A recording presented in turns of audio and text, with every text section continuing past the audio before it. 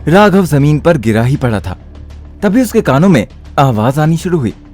ये आवाज उसी आदमी की थी जो उसे सपने में दिखाई पड़ता था, लेकिन उसका चेहरा राघव ने कभी नहीं देखा था। उस आवाज ने कहा, राघव, कुछ ही हफ्तों में आने वाले ब्लड मून का असर तुम पर और तुमसे जुड़े लोगों पर शुरू हो गया है। तुम्हारे चारों तरफ खतरा है, सिर्फ खतरा। इतने में एक गुंडे ने अपनी तलवार निकाली और वो राघव पर वार करने के लिए पहुंच गया। फिर कुछ ऐसा हुआ जो किसी ने नहीं सोचा था और स्नेहा पूरे जोर से चिल्लाई, राघव नहीं। उस गुंडे ने राघव के ऊपर पूरे जोर से तलवार चलाई, लेकिन राघव अचानक ही उठा और उसने वो तलवार पकड़ ली। सिर्फ 10 मिनट के अंदर राघव ने उन सभी गुंडों की हवा निकाल दी थी। राघव ने जिस तरह से उन सभी गुंडों की पिटाई की, उसे देख दत्ता भाव ने अपनी दांतों तले उंगलियां दबा ली थी। दत्ता भाव ने अपनी पूरी जिंदगी में इस तरह का मंजर कभी नहीं देखा था। पर दत्ता भाव कहां झुकने वालों में से था। दत्ता भाव गुस्से में बोला, सब लोग निकम्मे हैं, अब लग रहा है कि मुझे ही कुछ करना पड़ेगा।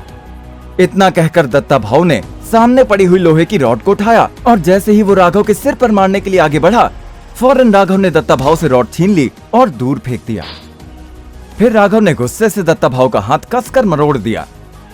दत्ता भाव दर्द से चीखने लगा, क्योंकि उसको इतनी जोर से दर्द हुआ कि दत्ता भाव की आंखों से आंसू आने लगे।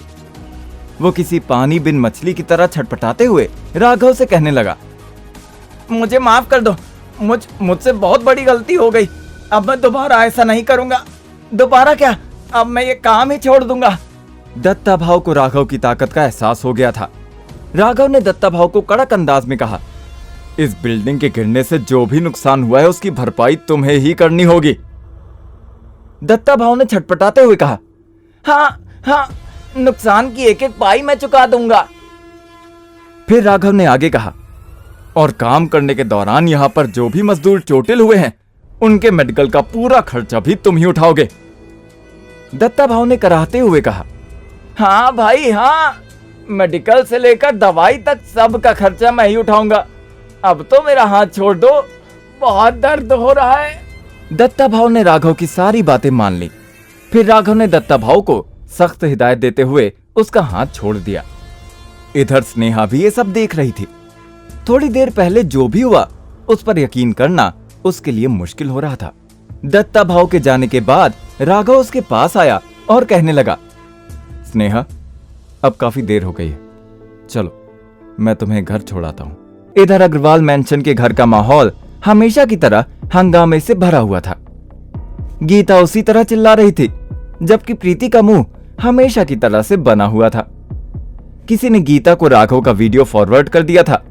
उस वीडियो में ऐसा लग रहा था कि राघव मजदूरों को बचा नहीं रहा, बल्कि उन्हें मार रहा है।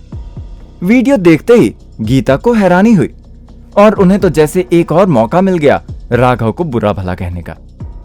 वीडियो देखने के बाद गीता ने चिड़चिड़ाते हुए प्रीति से कहा, ये है इसकी असलियत।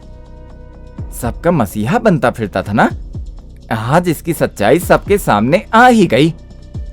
स्नेहा ने फिर अपना फोन निकाला और वीडियो का दूसरा वर्जन दिखाया, जिसमें साफ साफ ये मालूम हो रहा था कि राघव उन मजदूरों को मार नहीं रहा, बल्कि वो तो उन्हें बचा रहा था। स्नेहा ने वीडियो दिखाते हुए कहा, आप लोग राघव की नफरत में कितने अंधे हो गए हो। आप लोगों ने पूरी सच्चाई जाने बिना उस पर इल्जाम लगाना शुरू कर दिया। स्नेहा ने फिर वीडियो को जूम करके दिखाते हुए कहा, सही से देखिए, राघव ने उन मजदूरों को मारा नहीं बल्कि बचाया है। स्नेहा का लहजा काफी कड़क था, जिसे देख उसकी मां गीता और बड़ी बहन प्रीति दोनों ही हैरान थे। फिर गीता और प्रीति दोनों ने ही उस वीडियो को बड़े ध्यान से देखा। उस वक्त तो दोनों ही स्नेहा के सामने बड़ी शर्मिंदा हुई, लेकिन अभी उनकी अकड़ गई नहीं थी।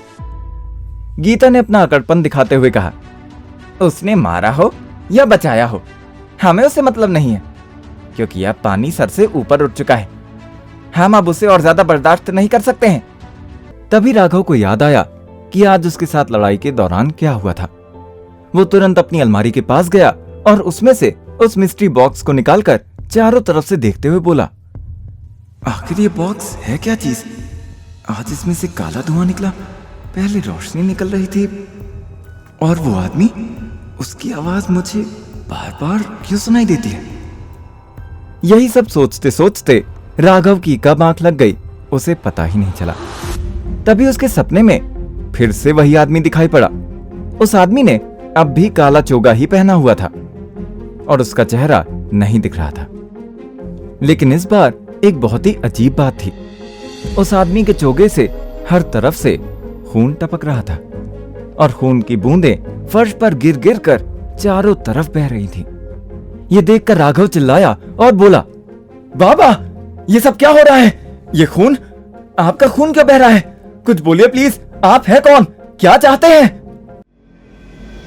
ये जानने के लिए देखिए अगला एपिसोड सिर्फ पॉकेट एफएम के YouTube चैनल पर, और सुपर जमाई के सारे एपिसोड्स को सुनने के लिए डिस्क्रिप्शन में दी गई लिंक से डाउनलोड कीजिए पॉकेट एफएम।